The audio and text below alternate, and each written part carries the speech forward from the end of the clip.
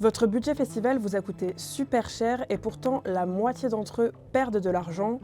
On vous explique. 48% des festivals analysés ont été déficitaires et 44% l'ont été alors qu'ils affichaient un taux de remplissage supérieur à 90%. La majorité des festivals enregistrent une hausse des dépenses techniques, artistiques et de sécurité. Pour se démarquer, des festivals très réputés comme Rock en Seine, le Hellfest ou encore les Vieilles Charrues n'hésitent pas à miser sur des têtes d'affiche internationales très coûteuses. Selon Le Monde, pour attirer la star de la pop Lana Del Rey, le festival Rock en Seine aurait par exemple déboursé en 2024 près de 1,5 million d'euros. Les artistes un peu moins stars qui peuvent être des pseudo-têtes d'affiche ou les artistes middle, effectivement, les coûts de ces artistes-là, en fait, ils ont largement augmenté.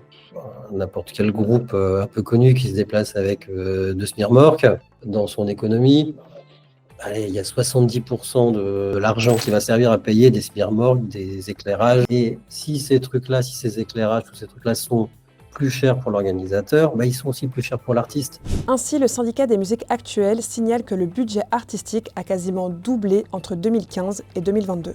Et le prix des places continue toujours à augmenter. D'après Le Monde, en France, ce prix aurait augmenté de près de 60% en 10 ans.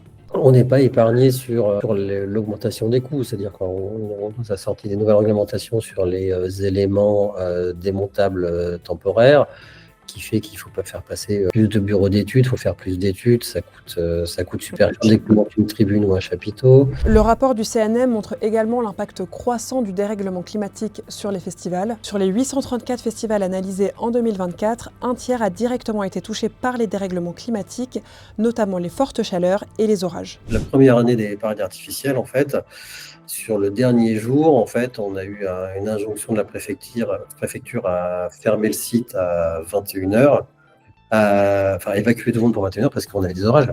Là, les assurances, c'est devenu du délire, en fait. Un, les primes sont très chères.